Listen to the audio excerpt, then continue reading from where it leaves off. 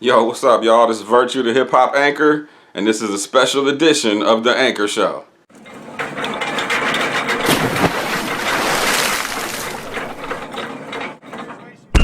Hey, what's up, y'all? So today, on today's show, we're interviewing my man Cesar Comanche and his partner Poe Mack, because they got a project that just came out a couple of weeks ago, October 25th, I think it was, 2021.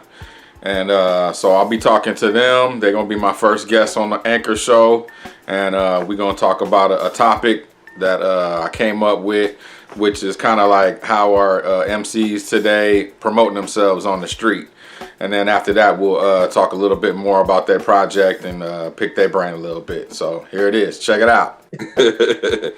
Word up. Okay, so I don't like to go about age and nothing like that, but I'll just say we about at the same experience level. You know what I'm saying? Yeah. And the question I have for you, man, is what I've been thinking about lately is, and because the game done changed a lot since we was like started doing our thing, you know what I'm saying, and trying to put music together, you know what I'm saying, and present that to the public and stuff, you know what I mean? So, I mean, when I was started grinding, like at first it was straight cassette tapes, you know what I'm saying? And those are actually pretty expensive to get put together in a package and stuff, you know what I'm saying? But when I really started grinding, like hitting the streets, I was putting stuff out on CD, you know what I'm saying, with the crew and stuff. And, you know what I'm saying, we have like sometimes burn CDs while we get our glass packs up and stuff. And the game has changed so much now, man, that like people don't be really listening to stuff in like a physical format. So how do cats promote themselves like just out in the street? You know what I'm saying? Because before you could like just have a CD and like, yo, give me $5 or whatever, you know what I'm saying? And I'll give you this, you get cash in hand right there. They get the music and it's like an instant exchange. So how do people promote themselves these days, man, under these conditions? That's a good question. The way people have to promote themselves, like, let's just say it's a normal time as far as like it's safe to be outside like that. Right. Let's just assume everything's normal. Right. What you have to do is, first you have to make sure that you're exercising your artist side before you even start promoting it. You got to make sure what you're going to promote is quality, right? Like super quality stuff. Whatever you're trying to execute artistically, you have to nail the execution, Right. Then once you do that, and you have and we're talking about, let's just say physicals right now, you have your artwork, everything is put together, the presentation, all that.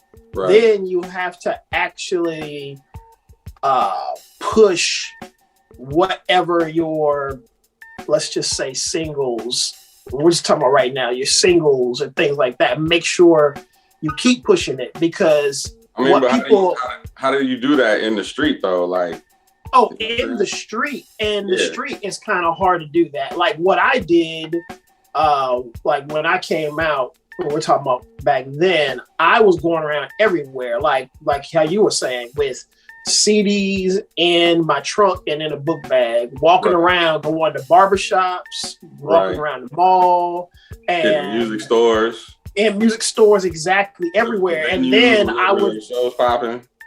Right, and then I would repeat that. I would go to a different town, different city, and do it all over again. Different city, do it all over again, and just keep doing that and selling off of, just how you are engaging with a potential client, a customer, you know what I'm saying? Right. And then, of course, make sure you have an ability, like, don't just sell a CD and then that's it. Like, make sure you have the ability to access your website, your social media, your everything on the actual CD. Right. So, on the artwork printed up there, so people can follow you on top of having your music. And then you have to keep it going. And then you have to think like it's a marathon. So you have to have a mind state of, okay, you don't know who would or would not like your music. Because first you're going to be thinking of people who does this cat look like? They listen to the type of stuff I do or stuff like that. Yeah. First, you're going to do that. But then it's like a lot of times you don't know. Like, you don't know who listens to what or who likes what or who has never even listened to your genre of music, never been exposed to it. And you could be the first thing they've been exposed to. And they might dig it. Yeah. You know? So you have to keep, it takes a lot of endurance, and you have to keep chomping at the bit and keep moving forward and keep getting your, talking to people, approaching people, because you can do it in the streets, you can do it online, you do it at shows. You have to. I mean, like that's what I'm saying. When we was doing our thing with CDs, you had that physical thing that you could give to somebody and they could go immediately to the car, or to some place where they could listen to it. But like, how does a new artist like that's only has an internet presence and no physical product, like how do they grind in the street like that?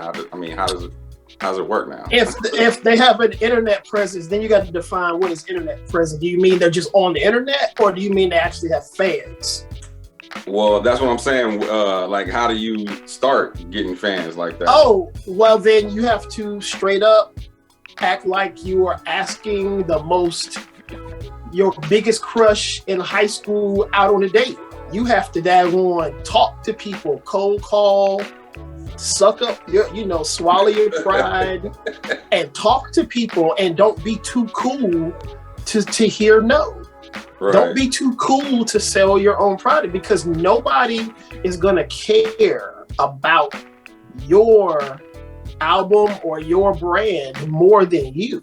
Like, you have to sell yourself. So a closed mouth don't get fed. So therefore it's like too many people just make a project and be like, yo, my project is out, and that's it. And they just think that because they made something that everybody is gonna be like, oh, I gotta get it. Right. And it's not like that. Like, people have their own lives to deal with and things like that. And you gotta also understand that your dream is your dream. Your dream ain't nobody else's dream. Right. So you have to, with that in mind, you have to keep pushing forward and keep talking to people and keep talking to strangers, which is what you're going to have to do to get yourself out there. And like, actually, if you have like a sample CD or something like that, some type of sampler, like, yeah, that's something you give out, but I wouldn't ever give out your actual product. Like, if this is your album, sell the album. Even if you sell it for $5, sell it for something. Right. Because when you build a fan base, you're teaching them how to be a fan of you. So if from day one I was giving out albums for free, it's going to look kind of funny that now all of a sudden, like, yo, $12. Like, but for 18 years, we've been getting your music for free. You've been giving it to us. So now you want us to pay all of a sudden? So it's like, you have to understand, you have to teach your fan base what this universe entails, like how we get down, how we interact with each other, how you keep a brand going, and like what exactly is your goal as an artist, I spoke about that on an earlier show that I had. Like, sometimes you gotta get a new comfort level, not only how you present yourself and other people in business, but how you yourself do business. You know what I'm saying? Like, you had to get comfortable with saying that your product is worth some money. You know what I'm saying? And you asking for money, and that's what you expect. You know what I mean? Like, you got to get that own comfort level with yourself. And then you can have other people adapt to that, you know what I mean? And like, this is how I do business, you know what I'm saying? Like, then you can get it comfortable with yourself, and then I think you can move forward with it, man. And it's easier to do that, like, your first impression with a potential client, it's easier to do that in the beginning than to try to start that later. Right. Yeah. You know what I'm saying? And like, all of us, let's just say, it's all work. And you got to also understand that, not you, but whoever's listening, Right. Got to understand that this is a job, a career, and whatever. You have to, it's funny to me how, like, let's just say somebody is working at, and I'm just going to use this at or whatever. Let's just say somebody working at Burger King, right? Right. They have no problem selling something that they don't own. They don't have no problem selling burgers at Burger King. They don't have no problems upgrading people's room if they work at a hotel chain or wherever they work. Right. It could be a dental office, pharmaceuticals, whatever. They have no problem selling any of this other stuff, but for some reason they can't sell something they own. Right. That's when for some reason they can't. They're too. Oh no, I can't do that. I have fear. So it's like, I feel like if you are somebody that is so quick to sell something of someone else you work for, but you're not willing to do it for yourself, then already this business isn't for you. Right. Yeah, you got to be a salesman because it is a business. Right. Yeah. Exactly. Well, I see we got a new attendee in the meeting, man. How you doing, bro? Hey, how you doing, man? Peace and blessings, man. Like, sorry for my tardiness, man. I had some elderly folks in my family. I had to get good first, but glad to be here, man. Hey, do me a favor, man. Can you like darken that window behind you? You got so much light behind you, we can't really see your face, man. A little bit better. Yeah, that's a little bit better, yeah. All right, so I'm gonna give you an opportunity to introduce yourself. So, Poe Mack, one half of PoeSar, and straight out of VA. Okay, VA, Virginia, 2 up, 2 down. Yes, sir. my wife is from Virginia, man, so I be up there a lot, man. That's what's up. What part? She's from up in the mountains, man. A little town called Bluefield, right next to West Virginia. Yeah, I'm in Roanoke. I'm about an hour from Bluefield. Okay, yeah, I think she got some people up there too, yeah. Yep. So me and my man Cesar, man, I've been talking about like how does a artist these days promote himself in the street. Like before, we used to have CDs and, you know what I'm saying, you have a physical product that you can exchange money for and they can immediately go to someplace and listen to your music. But now that the game has changed and it's easier because you can be more independent and on the internet, but how does an artist like promote themselves in the street? You know what I'm saying? How do they go about just being a person and promoting themselves like that, man? What's your opinion on that? Well, like everything's changed and I'm old school.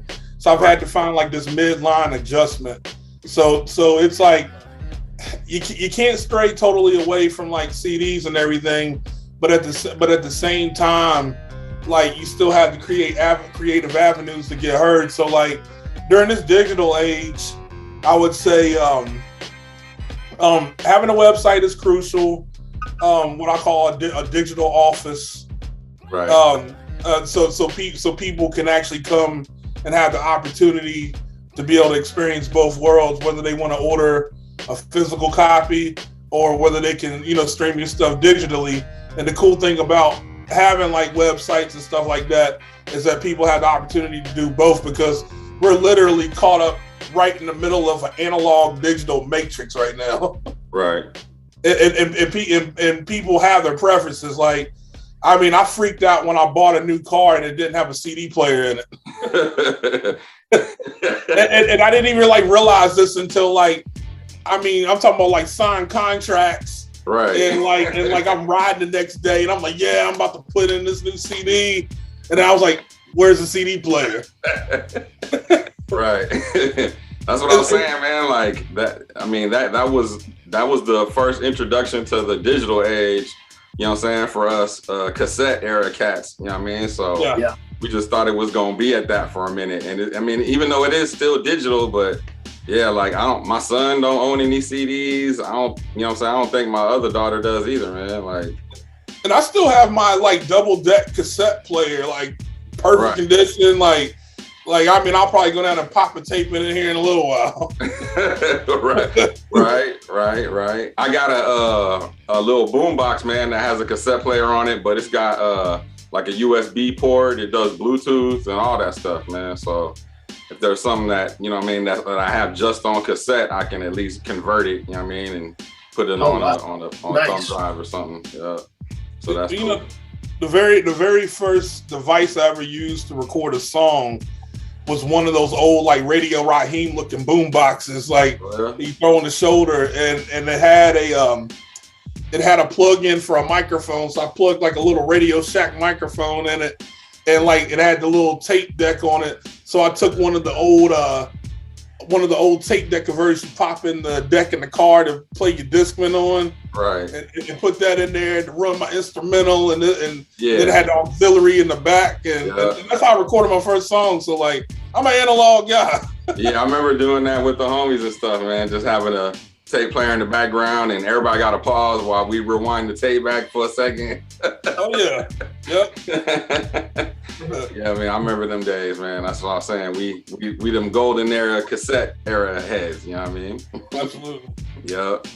But so I just want to give y'all an opportunity to talk a little bit more about your project, man. So tell me how y'all came together, man.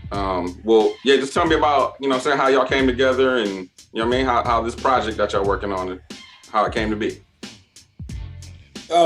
You want to go? Yeah, go ahead, Poe. Yeah, you start, Poe. Well, because actually going down memory lane, I was looking back through some pictures the other day. Me and Cesar first went. I first toured with Cesar back in, it was 2015. Okay. And like we had did some shows together before then, but that was the first year that we had toured it, and so we had a chance to like develop a chemistry for several years. Right. And then it came to the pandemic time. And so, you know, brothers sitting in the crib. Yeah. And like, you know, like I wanted to do something new. Yeah. I got that sense that he wanted to do something new. Yeah. And so like I'm gonna tell you, because one day I say to Cesar, I said, hey man, you know, we should do a project together. And what I didn't know at the time was that another colleague of ours was in his ear saying, hey, you should do a collab project with somebody, and Cesar get into that. But when I actually approached Cesar though, see, I'm a producer too. So when I approached him, I was actually thinking in the mindset of like, you know, I like produce 4 or 5 songs where you do an EP, and I wouldn't even think about it from a rap sense. And then we just got to talking, and he's like, yeah, well, I'm gonna send some beats over to you. And so I'm like, all right. And then so like he started like coming up with concepts, and I'm like, all right, I'm gonna write some rhymes. And then next thing you know, it just kept coming together, and then we have a whole different project. So, right. So and I mean, I summed it up there in 30 seconds, but like it's really kind of how it came together, because you know, brothers sit in the crib and you know, can't go nowhere safely, even though some of these people act nuts out here, but we were safely in the crib looking to create, and we definitely have like a chemistry just on business and a friendship level. Yeah. And so really once it started flowing, it became effortless, to be honest with you. That's what's up. So how long was y'all on tour together, man? Well, see, we toured together several times, because there was a few times that we did. We'd be gone for like a week or two, come back. It was different years in different amounts of times. Right. Yeah, different areas of the country. Yeah. Okay. All right. Yeah. So man, I know Cesar got a long catalog, man. Like what number album is this for you? For me? Or either one of y'all, yeah. Oh, okay. I wasn't sure he was asking either. I'm asking both of y'all. Poe Mack, I'm not familiar with Poe Mack, so I'm just getting to know you, man. So I'm really interested to check out the project too, man, to see what y'all put together. But it's about his 35th album, I think. 35th?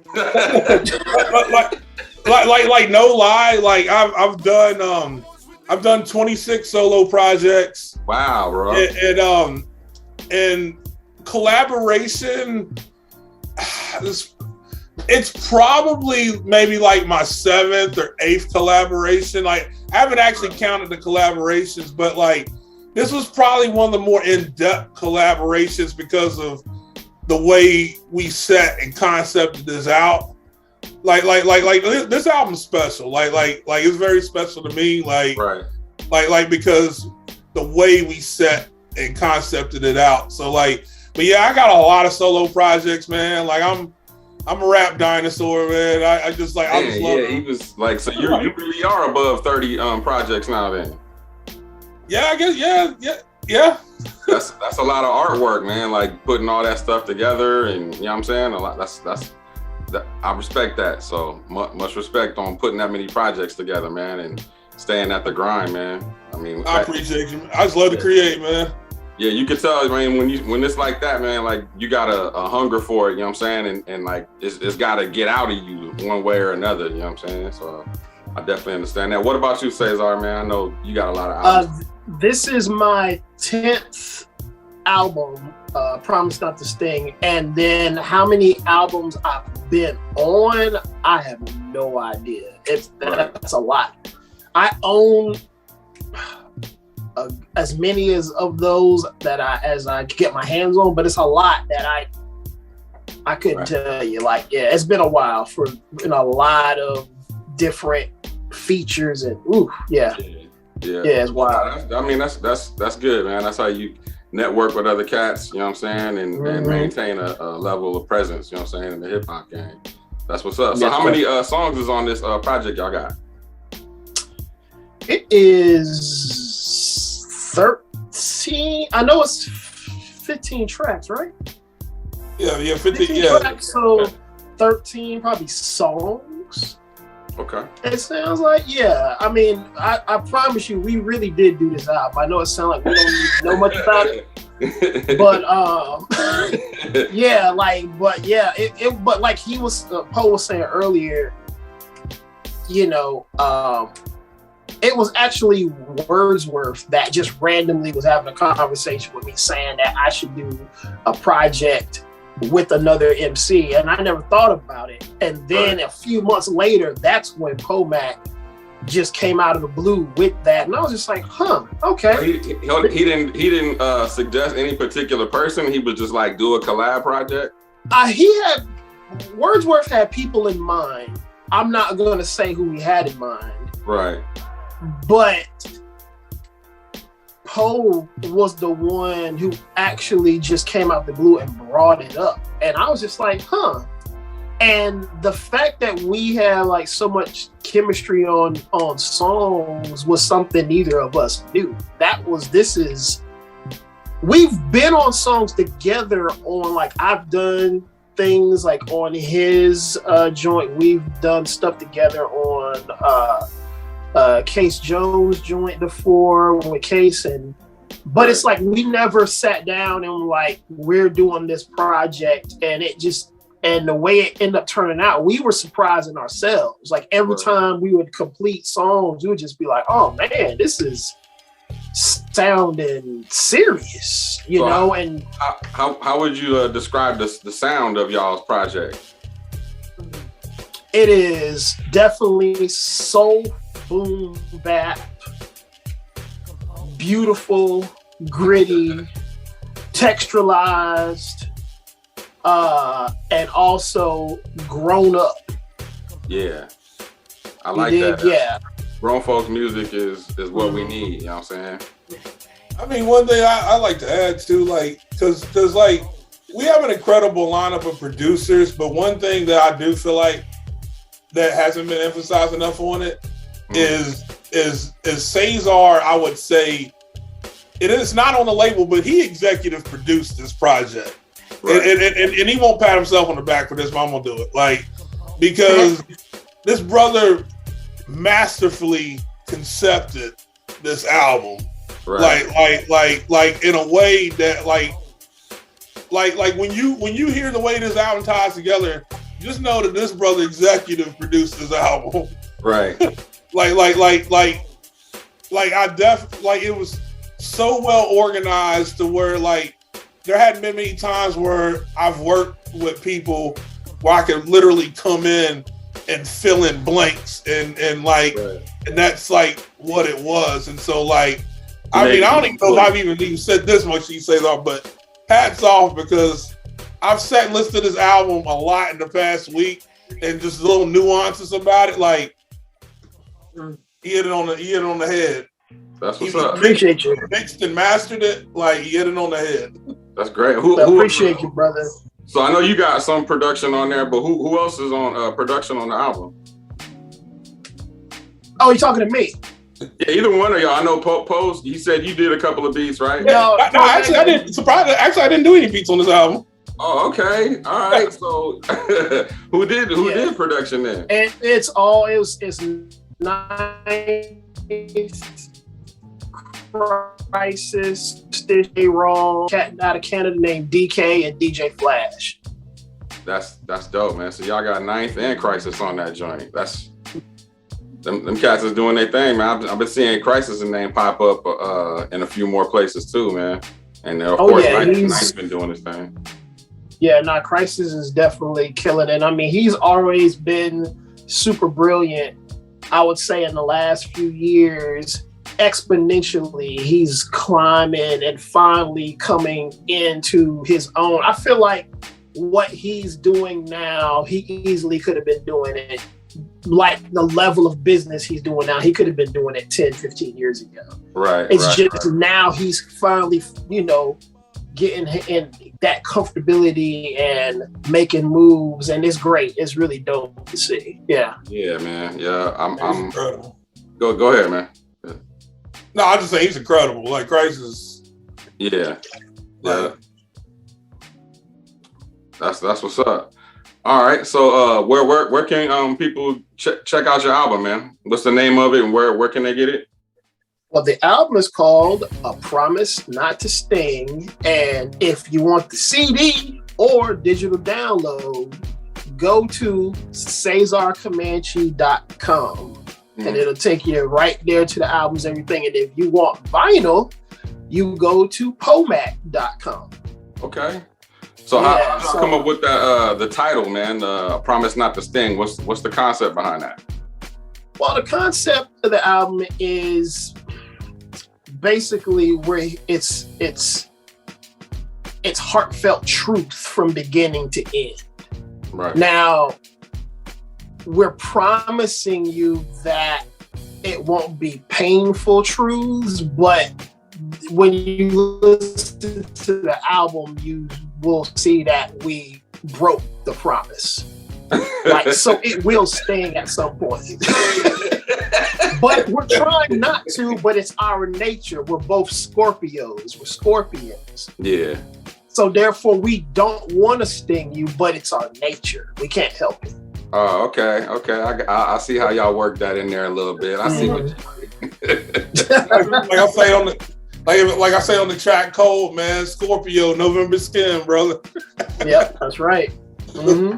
That's what's up, man. When I hear a joint that kind of touches me on an emotional level, you know what I'm saying? That is quicker to make me a fan of that person. You know what I'm saying? Yeah. Like if it's just a song I hear that you know what I'm saying, just randomly out and about, or just come across it, or you know what I mean? Like if it's something that I can connect to on an emotional level, man, like man, it make you think, or like, you know what I'm saying, jerk at your heartstrings a little bit, you know what I'm saying, that like you want to find out more about that person, you know what I mean? So I think that's a good approach to come to the fans with, is hit them on that type of level and sting them a little bit, you know what I mean? Yeah. So that's what's up. Yeah, no, for sure. You're definitely gonna feel. Yeah, for sure. No, I can dig it. Yeah, man. Okay. So is this like just a one-time thing for y'all, or y'all gonna continue working together? I mean, it's one of those things where, I'm sure we'll do this when we both feel it's time. Right. This will be something that we'll do, because it's like, I'm at least me speaking for myself. I'm not somebody who, when it comes to my projects or anything that I don't necessarily just make songs just to make songs. Like, I've never done that. Like, the song has to come from pure inspiration, like a living life. Right. And experiencing things, you know, seeing things, noticing things. And so therefore, if I'm pulling from experience and truth and things like that, I can't just rap just to rap. Yeah. Like I like, and some cats are that way, and that's their style. They just barring off just raps. Right. But me, it's like I have to always, it has to be a concept. It has to be emotion driven. It has to have a flow from beginning to end of a project. Every song on a record has to be there for a reason. And it takes living life to be able to come up with that. Yeah. So it's like, yeah. So like when we come up with something, and then the thing is also, if we do something, it has to be just as good or better than this album. Yeah. Otherwise, we failed. Right. You know what I'm saying? Right. Like, it's no point in us trying to do this just because, let's just say, whatever success it does, and we just make something whack just because it's like, yo, let's strike while the iron's hot. And like, that's just, it's easy to come out with some whack half-ass nonsense like that. Yeah. So yeah, but we'll definitely, we're both living, we'll do another one. Yeah, as a fan, man, I like cats that can just bar out, or, you know what I'm saying, songs that sound good in the car while you riding, but the songs that really stick around, man, and that stay in rotation are them joints that, you know what I'm saying, you have to live some life, and you can feel that life has been injected into that song, you know what I'm saying? And it comes from a place of inspiration, not just we got a 2 o'clock studio appointment, you know what I'm saying? Yeah. Like, yeah, so I mean, it has to be the perfect lyrics matched up with the perfect beat, you know what I'm saying? And then you can come close to making the perfect song, or at least, you know what I'm saying, your version of a song to present to other folks. So I dig that, man. I'm really looking forward to checking out y'all project, man. I haven't heard anything of it yet, but you know what I'm saying, I'm familiar with my man Cesar, and my show is new, man, but I just did want to take an opportunity to thank you, Cesar, man, because ever since I moved out here to North Carolina in 2011, man, so I've been out here 10 years now. You've been real supportive on, I'm saying, anything that I've been working on, and, you know what I'm saying, asked you for some help with, you know what I mean, and you've always been approachable, and, you know what I'm saying, and real cool, man, and about your business, and punctual. That's a big thing, punctual. Man, it's an underrated quality, you know what I'm saying? Yeah, cats don't understand how valuable that is, yeah, for sure. No doubt. So we getting pretty close to the max recording time on here, man. So I just wanted to give y'all the opportunity to say whatever you want to say, or, you know what I'm saying, give your shout outs, or whatever you want to do, man. Just to say any last words about the album, or, you know what I mean?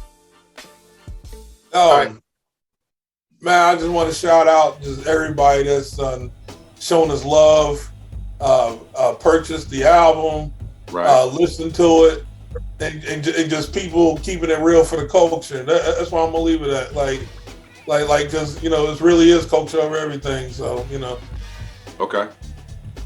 Word. And yeah, man, I just want to say, you know, similar to him, that, you know, the reception of the album, the love that we've been given since it's become available to the public has been ridiculously humbling. And, you know, it was a labor of love and pain and all these different things. And the fact that it's affecting people, inspiring people is great, you know. And I want to shout out, you know, everybody produced on it. I want to shout out the features, Edgar Allan Flo, Heather Victoria, Eternally MC, Marcel P. Black, and definitely, I mean, Hip Hop Junkie for the artwork, and Poe Mack, every concept, you killed it, and that was a big reason the album is as dope as it is, because he nailed every concept that I presented to him.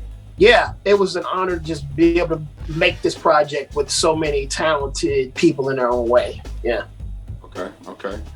Man, all right. Well, I'm gonna go download it today, man, and check it out for the weekend. So again, man, I appreciate y'all being on the show with me. I hope that, you know what I'm saying, later on I can reach out to y'all again and get on the show with me just to chop it up on some hip hop stuff. You know what I mean? Because I like to talk about just questions, you know what I'm saying, that we have as golden era heads, you know what I mean? That, Yeah. you know what I mean? Like it's a different audience, you know what I mean? I like some of the new stuff that comes out, you know what I mean? But just again, this show focuses on the golden era heads, and that's who I want to give the light to, you know what I mean? So I appreciate y'all for getting on the show, continuing to still make music, you know what I'm saying?